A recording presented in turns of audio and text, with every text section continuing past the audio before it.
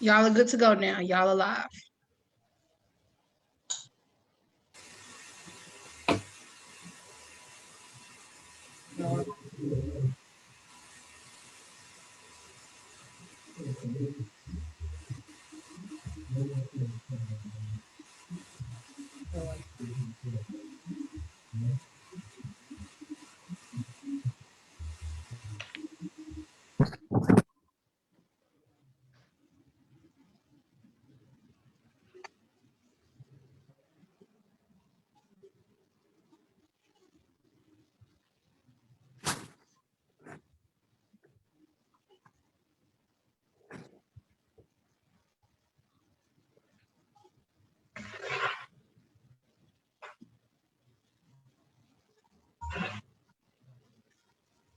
Good evening to everyone on Facebook Live coming in and joining us. Thank you. We will be starting our Gun Reform Town Hall Part 2 in just a minute.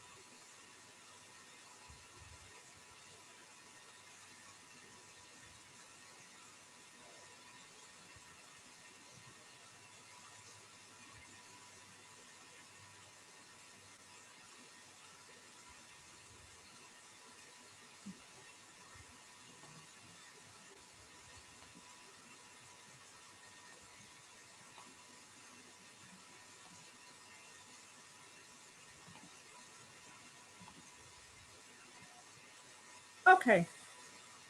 Good evening once again, everyone, and thank you for tuning in to our Gun Reform Town Hall Part 2, presented to you by the Metropolitan Dallas Alumni Chapter of Delta Sigma Theta Sorority Incorporated.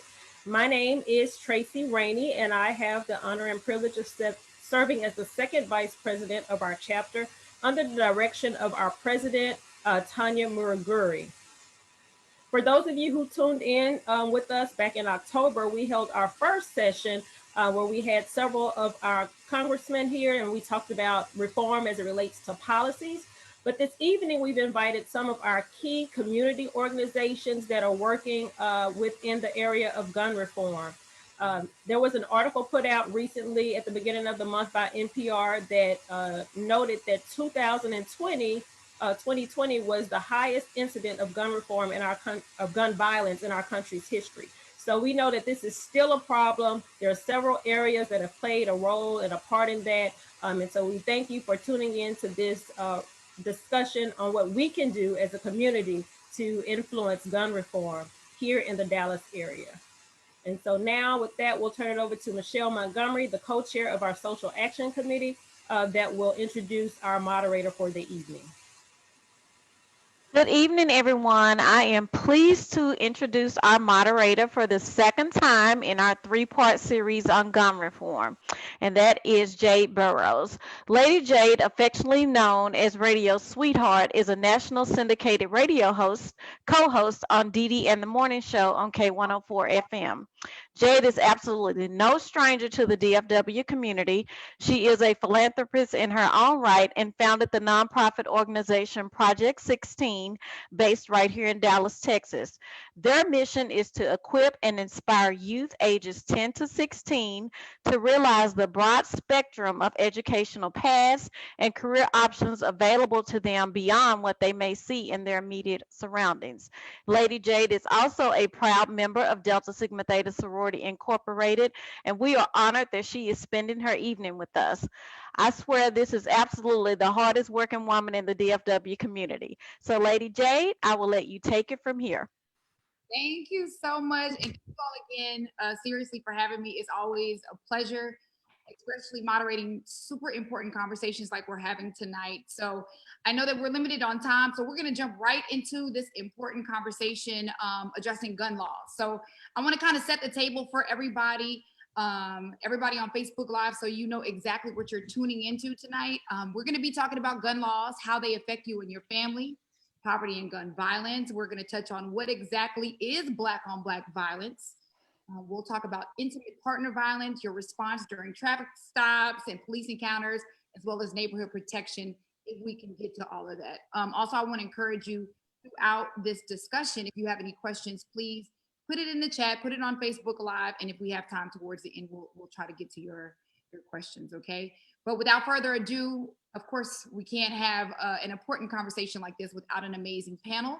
So I'm gonna introduce our panelists to you tonight.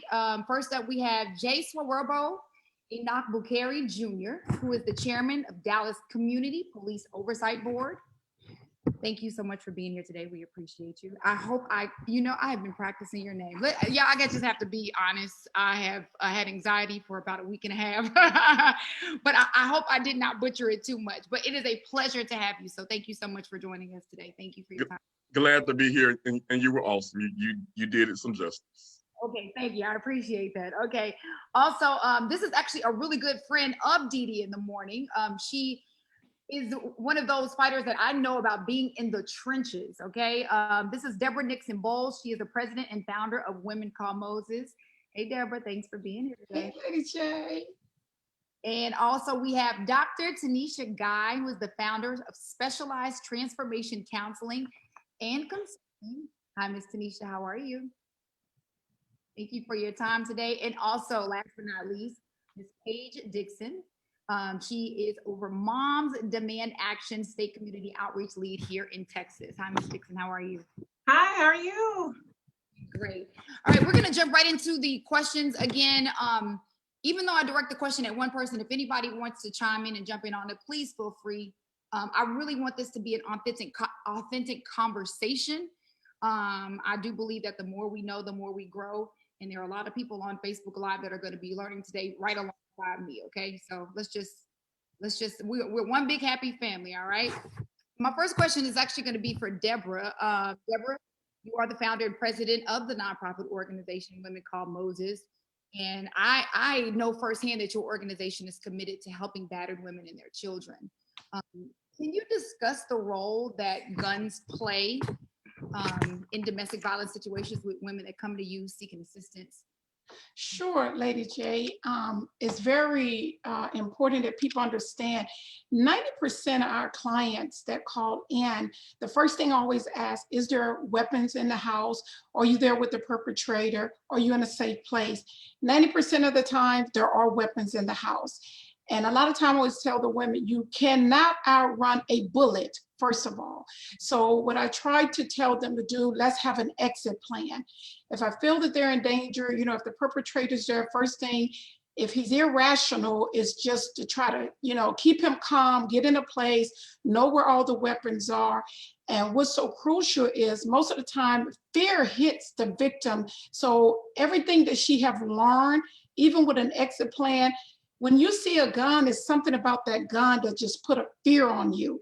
but you think you can really beat someone or beat that bullet, and you really can't. So it's so important that, you know, women understand, victims and survivors have an exit plan. Because having an exit plan and talking to experts, like a lot of times when I feel that a survivor is in a bad situation, or there's a lot of weapons in the house, I would like for them to talk to the police department, people that are experts at this. You know, a counselor is not an expert, I'm not an expert. So when there's weapons in there, I'm grateful that we have teamed up with DPD and retired police officers that train these women what to do when there's a weapon in the house. And the key thing about it, there are so many weapons I've never heard of. Guns, you know, I've always heard of like 45, but they got some guns out here I've never heard of. And I just know that my victims cannot outrun a bullet. So please have an exit plan. Wow, that's a staggering information that, again, if you're not living in that environment, you could not be privy to that information. So thank you for sharing that. I appreciate that. Mr. Enoch Bukhari, as chairman of the Dallas Community Police Oversight Board, I'm sure you can relate to everything that Ms. Bowles was just speaking on. But let's talk about our new Dallas police chief. So one, what role did you play in selecting the new Dallas police chief? And two, in selecting the Dallas police chief, what were your thoughts on how we could build trust between the African-American community and police, you know, given everything that's happened with racial inequities in our neighborhoods? You know, how can we get more protection from the police? Just trying to bridge that gap. Lady J, that's a great question. And first, I just want to thank the ladies of Delta, the devastating ladies of Delta Sigma Theta, for allowing me to sit on this panel. Now to answer your question, so I took part in one of multiple community panels that interviewed the top police chief candidates. One of the things that Chief Garcia must do to build trust is really get out into the community. He gave a great interview. He also admitted some of his failings as a police chief, especially during the protests in San Jose last summer. He also talked about the history of policing, which is not a pretty history when we really want to talk about how policing started with catching runaway slaves and things of that nature. And so he was very honest with us in regards to that. And from a political aspect, and this is important, San Jose's city council, city manager structure is similar to Dallas. And that's very important when you are being a police chief. You're gonna have many bosses. You have the city manager, and then you have the mayor and the city council. So you're gonna have all these people coming at you. But I think one of the things he must do as soon as he gets started is start building trust in the community. And that's getting out into the community, learning who the opinion makers are in the community, learning who the leaders are. Sometimes mutually exclusive, sometimes different. Creating community panels of individuals that may agree and may not agree with him so that he can get honest feedback on policing in the city. He also needs to build relationships with myself, the chairman of the Dallas Community Police Oversight Board, as well as Tanya McClary, the director of the Office of Community Police Oversight, and partner with us so we can work to reform Dallas police operations so we can resolve some of the long-standing issues that impact our community. He also must be honest with city leadership, elected and otherwise, on the limits of what policing can change and what they have the power and authority to change in our communities as well.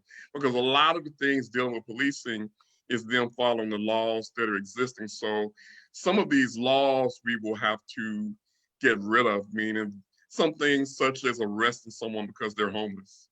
My board, we even passed a resolution requesting the city council to stop making low-level marijuana arrests within the city, since the DA no longer even prosecutes those. So there are a lot of things that I think is going to take a community to change, but there are some things within the scope of policing that also must change as well, because we know that in some instances, an encounter with the police south of I-30 is different than one north of I-30. And we need to make sure that those experiences become the same. Not that the ones in the north become as bad as the ones in the south, that the ones in the South become better. But I think that it will take a group effort to make some of the changes, and I think we're up for the challenge. And just to kind of piggyback on what you were speaking of, because you're right about it being a completely different experience on the southern side of town. What can you say to those that are watching today as far as, you know, that may feel hopeless in bridging that gap as far as the community is concerned? Because we know that there's internal issues, and sometimes the community feels like, look, there's nothing that we can do about that, but we want to be treated fairly. So what would you say to those that are, I guess I would say, discouraged? Bring those issues to me. Bring those issues to me and to Director McClary, and we will definitely get those issues addressed. The only way that we can resolve these issues, we have to get in front of them. I know that there are a lot of people that look like you and I that have lost hope.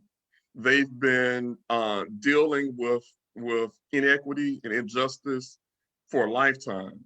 Many were born into it. And so we have to work, we people that are in leadership, we are not in this just for publicity. I'm not here just to like sit on panels and meet celebrities. I'm here to serve. And so that's what we're here for. And so I can give the ladies of Delta Sigma Theta the Office of Community Police Oversight's telephone number, as well as their website. So if there's some issues that they're dealing with policing, they can give us a call, reach out to us via email, or once they open up the city, they'll be able to come to the office as well. Thank you for that reassurance, and thank you for, you know, opening up yourself to receive that information. I think that's really important because the community we do want to be heard, right? So thank you so much. Dr. Guy, I know your organization's mission is to transform lives one day at a time. Well, what information can you share based on your experience that will help, or maybe have already helped, African American women with intimate partner violence? So I typically get clients in seasons, and about 5 years ago, that was my season for women who had experienced intimate domestic violence. And what I mean by that is every other phone call seemed to have been a woman who was experiencing some type of violence, whether it was physical, emotional, it was back to back. And so the first thing that I would say, number one, is it's not your fault. Many women struggle with the concept believing that it's their fault. The second thing that we deal with is knowing you cannot change him. So they stay in these relationships because they believe they can make him better. He can stop. I can love him enough so that he'll quit. And it never happens. The third thing for them to believe is that there is help. Many of these women have gotten to a place where they're isolated from their families, they're isolated from their friends, they're not working anymore, and if they are working, he keeps tabs on them. So they're really confined to this relationship. So they're so terrified of stepping outside of those boundaries. For them, the idea that there's help, that there's someone outside of that home is terrifying. They don't reach out for help, they don't call, they don't go. And so I try to remind them that there's help. One of the things that Mrs. Bowles mentioned was an exit plan. So we immediately start working on what's the exit plan? What do we need to do? Because there are agencies out there that are available to help you. And once you're able to exit, now we need to help you.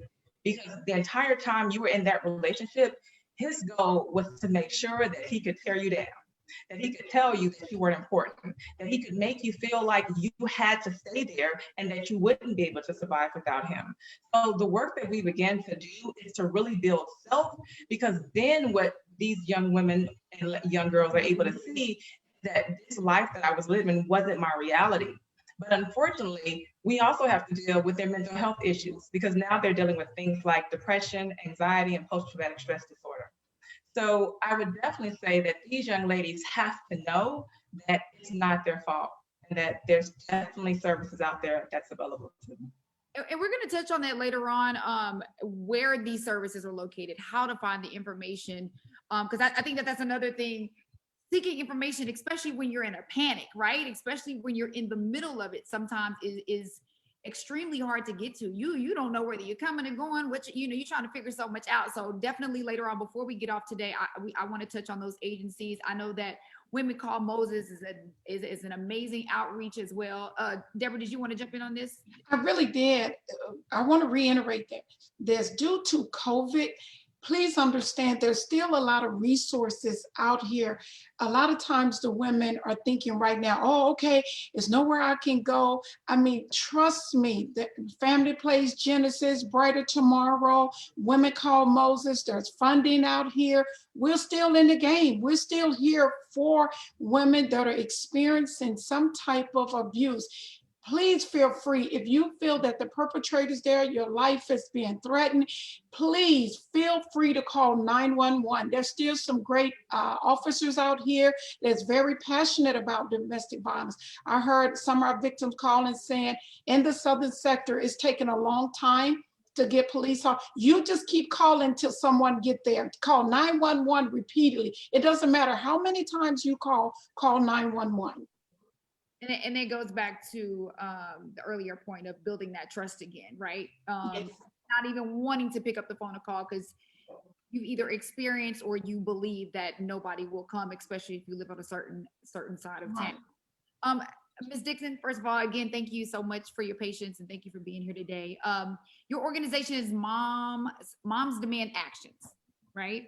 And you all's mission is to end gun violence in America. So I want to talk about your organization and how you have helped to pass stronger gun laws, close loopholes that jeopardize the safety of families here in Texas. Let's talk about that. First, I want to say thank you so much to Dr. Guy and Ms. Bowles, because I'm actually a domestic violence survivor. And it was an organization like the two that you ladies head up that actually saved my life. You know, it provided resources that I didn't have. It provided an attorney that I couldn't afford, and I was able to get out of that situation with my young son. So thank you very much for that. Awesome. So back to your question, Lady J. First, to pass stronger gun laws, we need lawmakers who side with us and not the gun lobby. So that's the first part of the work. So since 2017, over 100 Moms Demand Action volunteers and leaders across the country, including some in Texas, have run for elected offices, and dozens have won seats. So also in 2018, we launched a program to identify what we call our candidates that were willing to campaign for stronger gun laws. And that was our priority. So of the 3,000 plus gun sense candidates, both Republicans and Democrats, who ran for state and federal office, more than 1,000 of them won up and down the ballot. So last election cycle, 32 of these were Texas candidates who were either elected or reelected. So last year alone, our volunteers, this is where the real work comes in. That's really what we do. We're a grassroots organization full of just volunteers that come through. And so last year, what happened was we had volunteers that came through, made 3.7 million phone calls. We have another entity called Students Demand Action Volunteers. They came through and registered 100,000 young voters, plus Everytown, which is our umbrella organization, invested millions in digital and TV ads and direct mailers. And so we have that. As a result, we made legislative gains federally. So in 2018, we helped elect a gun sense majority in the U.S. House of Representatives, and we sent 3 new lawmakers from Texas, including Colin Allred.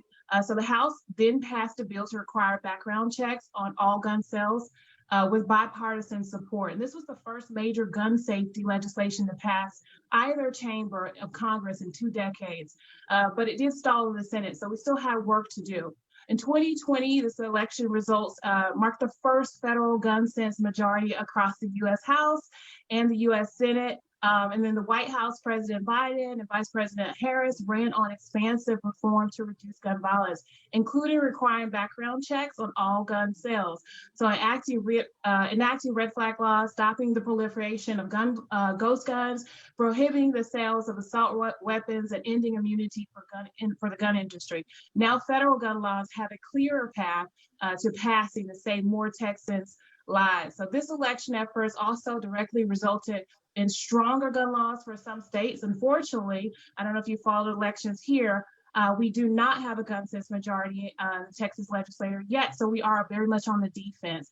With the 97 legislature sessions starting, we are tackling dozens of bills. So we are basically watching Austin to see what foolishness comes out of there that we can fight. And we are gathering our moms and our affiliates, and we're trying to fight that. So one priority this year that we have is to stop permitless carry, which allows people to carry hidden loaded guns in public places without a permit. So dismantling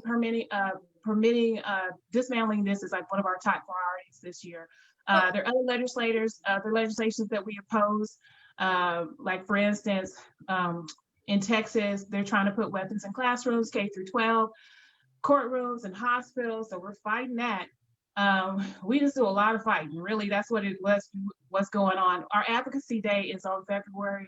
Advocacy week starts on February 21st. And basically, that's what it is. I mean, we work, we put our little red shirts on and we go to work. We call legislators. We show up down in Austin, we rally our moms, we make those phone calls, we get behind our candidates, and that's really how we work. We start with getting the legislators elected and getting folks down to the ballot box.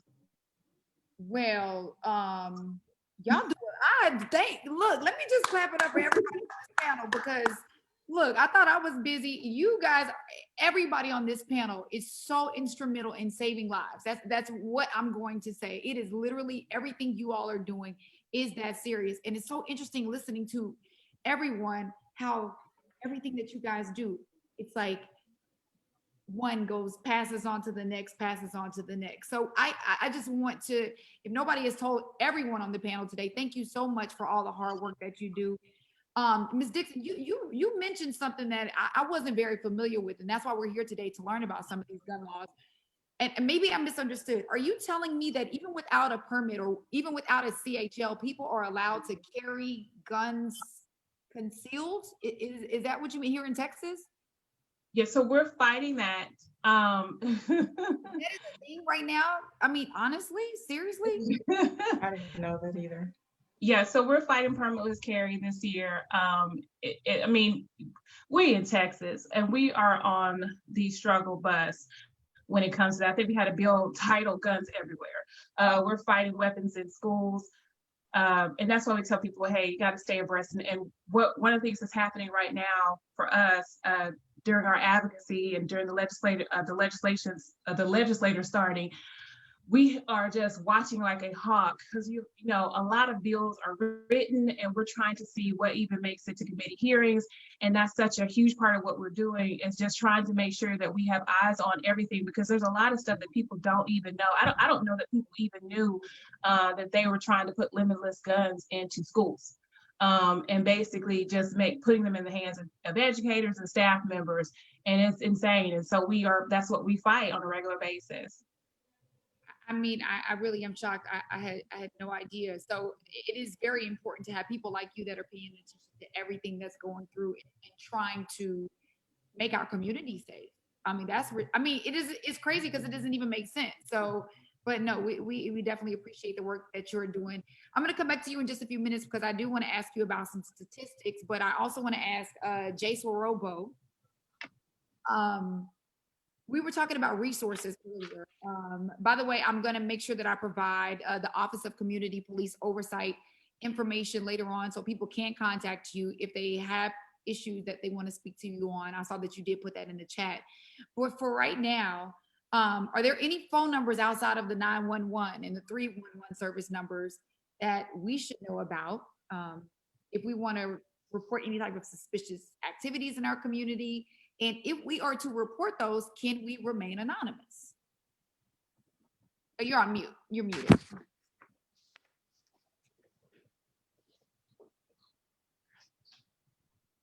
There we go. Sorry about that. So let's talk about 911 and 311. Of course, 911 is for emergencies, but a lot of people don't know that 311 can be used for a lot of things. One of the things 311 can be used for is for connecting to non-city related organizations for service. But something else that it can be used for is also, if you think that there's some suspicious behavior in your community, in your neighborhood, you can use that number to get an extra police patrol in your neighborhood. You also can use it for animal control. city code violations, or especially now we're in the middle of a pandemic. So emergency regulations, violations such as, the violation of social public distancing rules and mandates and in restaurants and theaters and malls, you can use 311 to call if people are not compliant with that as well. Now, as far as another number that can be used in where you can make anonymous on calls, the Dallas Police Department also has a non-emergency number as well. That's 214-744-4444. Okay. And that's for non-emergency uses, correct? Yes, non-emergency uses.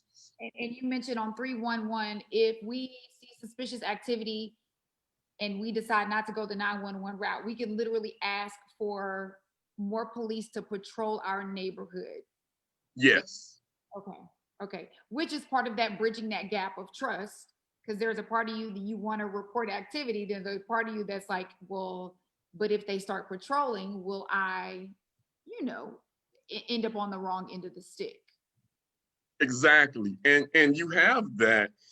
So in talking with most people, there are two things they want, especially when you're talking to Black people. Let's be real here. When we're talking with Black people, there are two things they want police to do. And that's one, stop crime, and two, stop killing our young men and women. And so you have people that are afraid to call the police because they're afraid that they're going to kill someone, meaning that you may have some kids that are acting up in the neighborhood. You don't want them to die. You just want them to stop hanging out or acting up. So you're afraid to do anything because of the fact that you're afraid that you may be the one that causes them to be executed. I mean, because again, we saw at the Capitol where you had police officers that were afraid to shoot. And I'm like, wait a minute. Wherever these police officers were when Tamir Rice was playing with a toy gun. You got a man walking around with a spear. You got other guys with bats and all this, that, and the other attacking the Capitol, and you're afraid to shoot. But yet you have a young man playing, a barely a teenager playing with a toy gun, and you shoot him within a few seconds. We need those police in our community. We need the ones that don't want to kill anyone in our community as opposed to, the ones that we have. Because one of the things I think is that you have to see someone as a fellow human being. And if you don't see the humanity in the next person, you're probably going to pull a gun out and shoot them. I mean, that is the problem. And I'm not trying to conflate the two things, but that's a lot of the problems in our community with young men shooting each other. For ever since birth, they've been told that they don't matter, that they don't value. Society says that.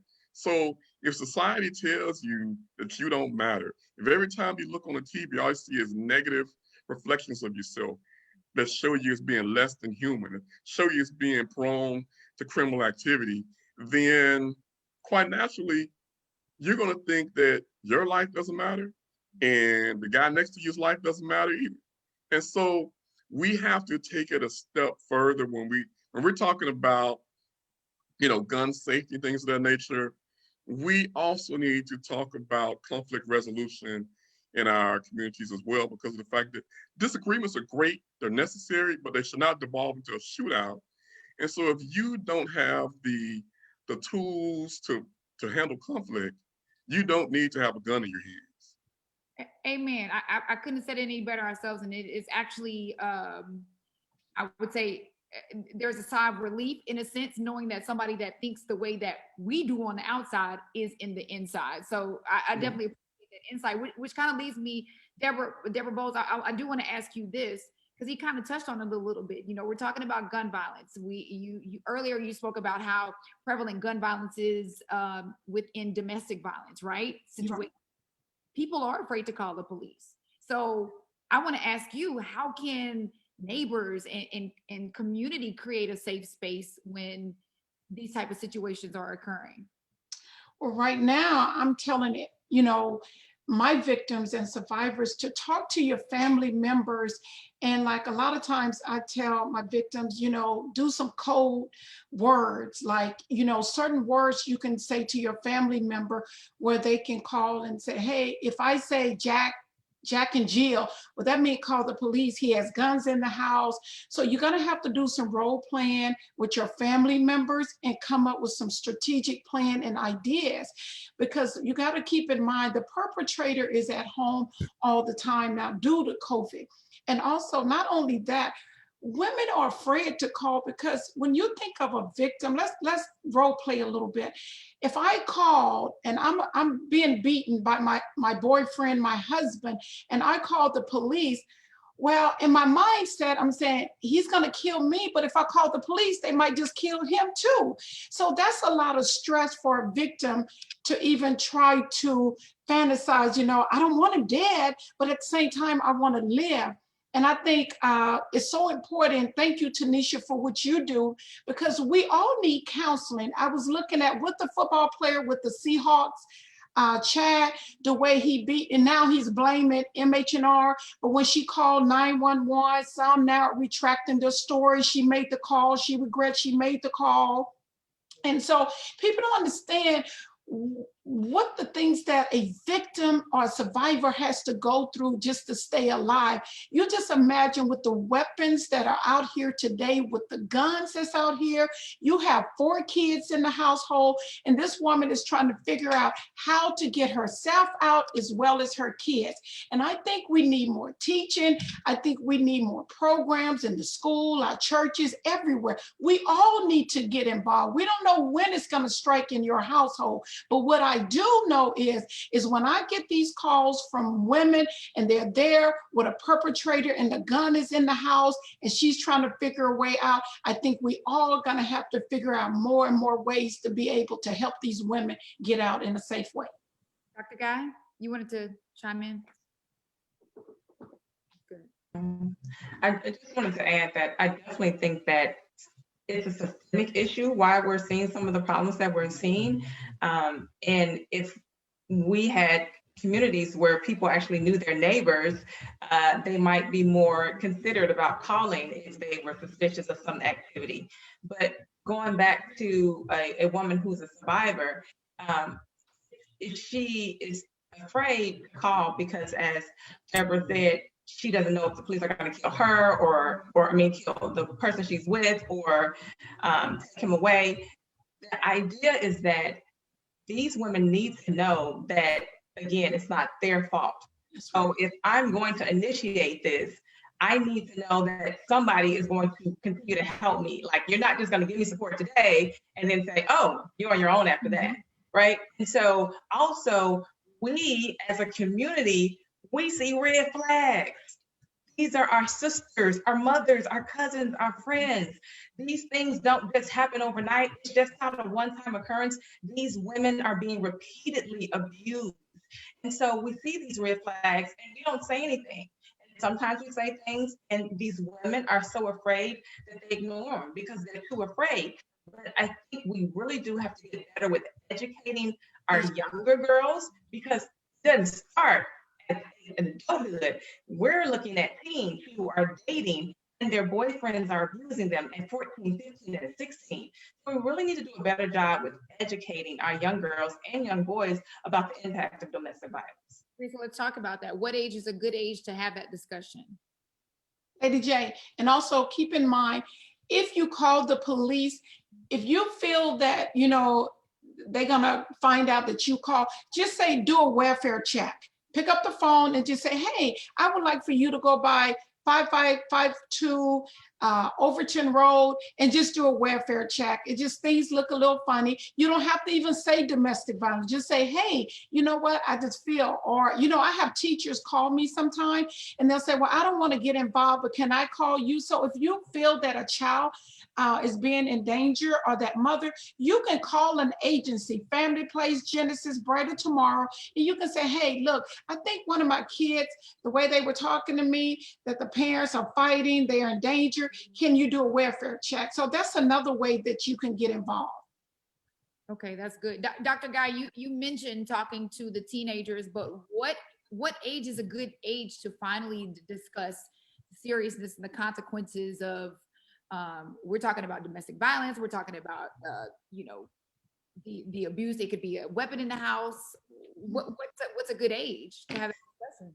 I think the conversation about healthy relationships should start before they're teenagers, because by the time they're teenagers, they're already in these relationships. And so if you think about, you want to start talking about healthy relationships as early as 7. They understand two people together, whether this is mom and dad or whoever they see mom around. So you want to start the earlier the better. You want to be able to communicate what should be happening and what shouldn't happen. By the time they're 16, it's really too late because they're not listening, because the most important people to them are their peers. And their peers aren't telling them the right thing because they're involved in the same type of situations. Good point. Good point. Ms. Dixon, I do want to go back to, I told you I wanted to talk to you about some stats. So it happened to me on Instagram today. As soon as you post that you're doing a panel discussion on gun reform, right? I'm a CHL holder, so this is not a shot at CHL holders, okay? So, but everybody that is a CHL holder is like, what are y'all talking about? What are y'all trying to do? What, you know, it's like, so I do want to bring up some stats because this is an argument that we always have, but we never get the correct information. So when it comes to deaths, okay, occurring by civilian gun owners versus non-licensed gun owners, can we talk about those stats? Because a lot of people want to say, well, most of the deaths occur from people that don't hold a license. So sadly, we don't have no stats. So that's where we are collectively as a country. So there's still a vital need for more funding on gun violence research. You know, we on the struggle bus again. For more than 2 decades, the gun lobby succeeded in shutting down nearly all government-supported research into gun violence. In 2019, Congress finally resumed federally funded public health research into gun violence. So that just spun up in 2019 again. So we just have lost so much progress, and we're going to have to go back and try to get some of that data that we have lost. And so that's the short answer. We don't have it. You know, for a very long time, the CDC was not allowed or funded to research it. All that we do know is that when there are more guns in a space, more instances of gun violence occur. And that's why, like I said, we fight to keep guns out of classrooms, out of hospitals, because that's what we do know. We know when there are more weapons in that space, there's more gun violence in that space. So in terms of explanation of increased gun violence in Dallas, there are lots of explanations, like including lax gun laws, because we're in Texas. You know, key among them is the pandemic. The other ladies on the panel have spoken about that. There was such an increase in gun purchases and ammunition. A lot of first-time buyers ran through and got them a gun. So you got a lot of that going on, but we don't have the data. And so that was something, I don't know if anyone knew that. We don't have the data because they shut that down and only spun back up in 2019. So we're just now able to study this. Oof. Wow. Yeah, this is a lot to swallow. I just have to be honest. So I'm sure everybody that's watching on Facebook Live, there's a lot of wow moments and a lot of like, it just, life is not really making a lot of sense right now. But thanks to, you know, you all and people like you all that are trying to make sense of life again and build trust, right? I do want to ask Jay Sworobo about there's an app. Is there an app? Is there an I Watch Dallas app if people want to, I guess, report things going on in their community? Or can you, I didn't even know, can you text 911? Yes, so a few things. You can text 911. Say you're in a situation where making a phone call could put you in greater danger, then you can make a text to 911 and they will respond just as if you were to make the call. I Watch Dallas, that's a way to anonymously report suspicious activity. Okay. And it is an app that's on Android and Apple. Okay. Can y'all believe, did anybody here know that you could text 911? I did not know that. Like, this is, okay. Wow, this is amazing. And again, the more we know, the more we grow, the better we can help. So I appreciate that. I want to. If I could say one other thing, you know, we've been talking about domestic violence and gun ownership, and I think it needs to be said that an abuser who owns a gun is only a few incidents away from killing. And so if you have someone that is an abuser, especially someone who's been charged, their right to own a gun should be taken away from them, at least temporarily, until conviction or exoneration. And even with conviction, they should never be able to own a gun. Gun ownership is a privilege. You know, we keep saying it's a Second Amendment right, but you know what? We all have a right to vote, but if you get a felony, guess what? That right gets taken away. So you know what? And definitely someone who is an abuser, we know that there are only a few, again, I repeat that, there are only a few incidents away from being a murderer. We've seen it happen. Within the last 2 weeks, there have been a number of Black women who have died due to domestic violence. Let me, yeah. Can I piggyback? Well, one of the things we probably, I said a month or so ago, I hosted a domestic violence panel, and we had some of our community outreach partners come on there. We talked about, and being a survivor myself, you know, one of the things that we had tried to do was to get my ex-husband's right to have a weapon revoked. There are so many loopholes. You know, we were in the military at the time. The judge didn't, you know, if she took that right away from him, he would have gotten discharged from the military, and she didn't want, you know, those soldiers to get discharged. And so they were going different routes. And that was a very scary time for me, because I remember blockading my door and sleeping in my front living room and fearing for my life. So we have to, as a community, be cognizant of those things. Like, hey, there are loopholes. And with Moms Demand Action, one of the things that we do advocate for is red flag laws. And that's basically when someone is convicted of domestic violence, that they have to surrender their weapon. Well, what happens a lot of times is they're convicted, and your local police department, sheriff, they never go to get those weapons. And, you know, I did have a conversation with our chief of police here, and he said, well, you know, if you're afraid this guy's going to kill you, imagine how afraid we are. So, I mean, there's all these different places that the balls are dropped. There's all these different loopholes. And honestly, I could speak as someone who survived domestic violence. You know, that was one of the scariest periods in my life, because I was like, no one's going to help us. There are some laws. If you go on the website for Dallas County, Judge Cruzo, I think if you're on probation, and you can get more information. I know we don't have a lot of time, and I don't want to use all my time, but go on the Dallas Task Force website, and Jennifer Gates and the DA. There are some programs. If in certain perpetrators, if they're on probation, they do come in and confiscate their weapons. But guess what? This is the trick part. Jay say keep it real. Now in my community, you can get guns and drugs and sex all day long. So we just have to keep it real. These guys, if they want guns, they're gonna get it. So what I try to do, equip my ladies with, have an exit plan. Don't think you can outrun a bullet. And I mean, tell as many people as you know, hey, if I say this word, that means call the police. That's my code. Call it, because I can't get to her phone. So we have to keep it real when we're talking to these victims and survivors.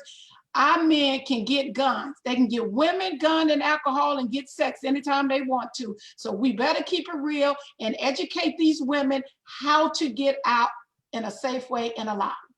Because in Texas, I'm sorry, but in Texas, that's another thing, is I could be a licensed gun owner, mm-hmm. and I can sell my weapon to whoever. Yes.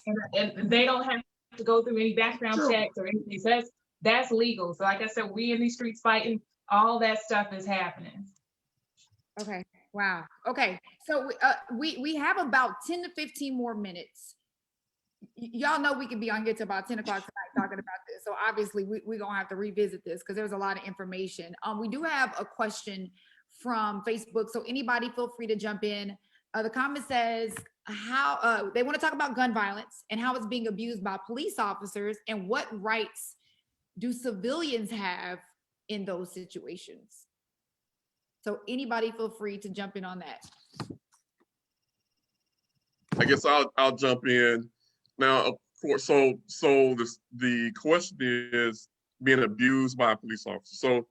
So if this is someone you're in a relationship with, then hey, you're gonna have to call the police on them as well. Now, the problem is policing the police because of the fact that they have the police unions that protect them. For instance, with the Amber Geiger case, where the president of the police union turned the cameras off in a squad car to talk to her when she had just killed a young man. So there is a lot of protections that police officers do have, but you still have to report it, and you may have to get an attorney. That is something that there are resources available that can provide you with an attorney free of charge, but there may be some additional steps you have to go to because of the fact that sometimes police will protect each other. That blue code of silence is a beast. And so, but you have to report it. And that's one of the things that takes courage. And I know that a lot of men talk about, why is it that, she never said anything? It takes courage for a woman to publicly admit what is going on in her life, because of the fact that there are people that are going to question her, or what did you do to make him upset, and this, that, and other. There's a lot of victim blaming, there's a lot of victim shaming. So I commend women for their courage, and it's up for us men to make sure that they feel safe in coming forward. We don't have to question a victim. Let's question the abuser. The victim has made the accusation. Let's investigate it. All accusations should be investigated. Let's start right there. And the truth has to come out. But I think one of the things we have to do is we have to create these safe spaces so that victims can come forward. That was an excellent point. There are so many women. I think that most women that are suffering with, under the hands of an abuser, they are suffering in silence. Their fear is paralyzing. And especially nobody wants to talk about that middle stage, right? Between when I report it and the time of when something is actually done. Because anything can happen during that time. There's always that middle period that we almost rather just stay, because at least the beast you're dealing with, and you don't know what the beast is going to become once you speak out, right? So that's a really great point, and you are spot on when you say, if a woman speaks out and speaks out on her abuser, it's 1,000,001 questions, and now the world has to decide who they're going to believe in that moment. And I think that is 150% shameful. I mean, let's look at Meg Thee Stallion. I mean, people were joking about this. There is nothing funny about a woman being shot by a man. There is nothing funny, but there's nothing to joke about in regards to that. And people had the nerve to joke and laugh about that. And so, no, we have got to take these things seriously, and we've got to protect our women. It's just that serious. And let me interject, if you don't mind. Why re-victimize her? They always ask the victim or the survivor, why? Why don't you ask the perpetrator, why? It's unacceptable when a man cannot control himself. I mean, I looked at the lady last night, Chad Willard, the NFL player. He choked her. You look at her photos, he choked her all around her neck. I mean, you could see bruises. Her arm was just, her left arm was just hanging, dangling. I mean, and women on there, oh, she knew how much money. That's still not right. What right did he have to abuse her, beat her? And then just because she wouldn't bow down to him. And then we come back and talk about MH&R. Well, the NFL have enough money and staff to monitor if someone on their team, one of those players, have some issues like that. So if he had not taken his medicine for a whole week, the NFL should have noticed that. And then why would an MH&R person say bow down? That doesn't even line up, and they've already making excuses. And we wonder why our women continue, because we don't get the support and the protection that we need from law enforcement. So I want to leave with everybody. We need to get more involved. There's too many, especially Black women. We do not get the protection we deserve. I see it every day. 90% of the women that call me from black eyes, bruises, weed pulled out of their head, we do not get the protection as Black women. And we need to stand up and stop being so critical to one another, having all these empowerment seminars and not supporting one another. So I challenge everyone starting today, Black men, stand up for these Black women. I'm a Black woman, and I'm gonna say this very quickly. I've had the black eyes. I've been choked. I know what it feels like, and it doesn't feel good. But I will say this, we need to make some changes, and we need to step up quickly during this pandemic. Thank you, Metropolitan, Lady J, everybody. You guys are fantastic. Thanks for everything. Amen. Well, that leads us into our closing remarks. Let's go ahead and go around the panel. Take about 30 seconds because we're almost at our end time. Also, if there are last minute Facebook questions, we'll try to take as many as we can. So go ahead and pose those at this time. But we're going to be wrapping up in the next few minutes. So I'll start with you, Dr. Guy. Any last minute closing remarks that you want to leave with our audience? Still processing Deborah over here. What she just said, it was a mic check for me and it dropped. But I do want to say in closing that we're talking about a topic related to violence, whether it's gun violence, domestic violence. The results of this are lasting. They impact us emotionally and mentally, and we don't deal with those issues. So aside from us talking about dealing with the gun violence, those survivors, we have to help them deal with that. So we have to move away from the stigma against mental health. We have to stop victim shaming and move forward and reach out for those services because they are available. There are therapists that look like us that can provide services. And so if you don't know where to start, you can always Google counseling and it will pull up. Good point. Ms. Dixon? So we all want to keep our families safe, and that's why we fight for policies that are proven to reduce gun violence and protect our children and make our communities safer. No one law can stop all tragedies, but there is action that we can take to make a difference. So right now, if you want to get your phone out, you can join us at Moms Demand Action by just texting READY to 64433 at 64433. Thank you so much for just inviting us and allowing us to be part of this very important discussion. Thank you. We definitely appreciate you being here. And Mr. Inabakari. See, I got it. Got it. You got it. Yeah, so I just want to thank the Metropolitan Dallas Alumni Chapter for allowing me to sit on this panel with this awesome group of women. And I've sat here and I've just been reflecting and listening to everything that these women have said. And I think that's one of the most important things is that we have to listen to our Black women. When our Black women are telling us about their issues and things they're dealing with, we need to sit and listen. We don't need to be asking questions and trying to determine why they're saying this, to try to prove them wrong. We need to listen, we need to internalize, and we need to act. And one of the things we need to do, we need to protect our Black women, as Ms. Bowles said. And I'm sitting here, I'm just mad that I got to come behind you because you were so powerful with your statement. I was just going to say, good night, everybody have a great evening. But yeah, but I thank you. If I can just leave with giving the Office of Community Police Oversight telephone number, it's 214-671-8283. If you feel as though you've had an issue with a police officer, if you didn't like the encounter, if you feel you've been harassed, whatever, call the office.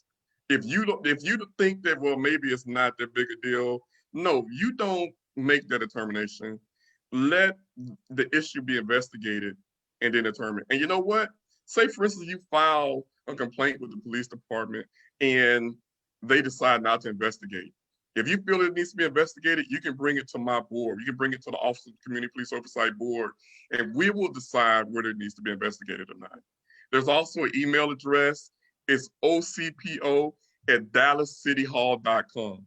So you can contact the office via phone or via email. And again, I thank you again. And thank you, Lady J, for pronouncing my name correctly. And hopefully we can, the director McClary and myself, hopefully we can get some time on the radio to just talk about what our office does and get the word out. Absolutely. I think that's very important, and it's a done deal. So don't even worry about it, because not only are we here to entertain and brighten up days on K104, our job is to inform and educate. So consider it done. And I think that as a whole, we need to continue to get this word out. We need to continue to team together. I don't want this to be another panel discussion that just goes and is like, okay, let's clap it up. That was really good. So let's all stay connected. Let's all see how we can help each other. I do believe that we're stronger together. You're right. We need to protect Black women, but it needs to be more than a hashtag. You know, we do need the world to see that Black women matter, but it has to be more than a hashtag, right? Exactly.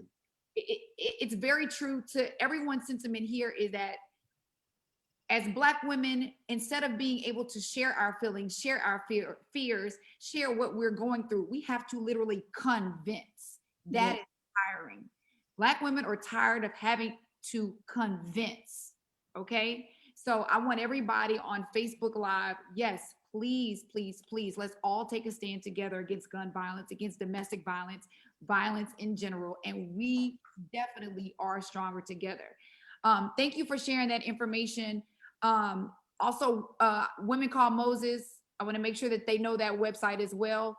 If there are women that are suffering from domestic violence right now, they can call 214-432-3017, or their website is wcmcares.org. That stands for Women Call Moses, so wcmcares.org. And Dr. Guy, I know everyone else gave out their information. Is there a way that people can contact you, or is there a reputable website that you would recommend if people are looking for those counseling services to deal with the PTSD, the aftermath? My website is stccounseling.com. The office phone number is 972-630-8255. And if we can't provide the services for you, we can get you connected to a provider. And there's one young lady, she has a private practice on the south side in Duncanville, and she provides free services. So if you can't afford the services and you want that information, feel free to contact me. I can get you connected over to her practice. Her name is Dr. Michelle Guy. You all have been amazing. I knew Deborah Bowles, but I have been blessed to have met you all, and I really look forward to staying in touch and continuing these efforts and getting the word out and making a switch in our community. So thank you all so much. You were excellent. Thank you, Lady J. We love you. You look beautiful. Beautiful. Thank you for the invite. Well, Tracy and I really want to thank all of you panelists tonight. You did an awesome job. I think you've helped quite a few people. So we just want to thank you for your contribution tonight. Tomorrow, you're going to get a small token of gratitude and appreciation from us. So be looking forward to that. I'll be in touch to get you that. And also tonight, because this was focused on, you know, the nonprofit involvement, the Metropolitan Dallas Alumni Chapter will be making contributions to Project 16. We're going to make a contribution to Women Called Moses and Moms Demand Action. So you guys are going to get a contribution from us. So I'll be in touch with you to make sure we have the right information to get that to you, because all of your nonprofits are doing well in this community. So we definitely want to make a contribution to you. So Tracy, you have any final remarks?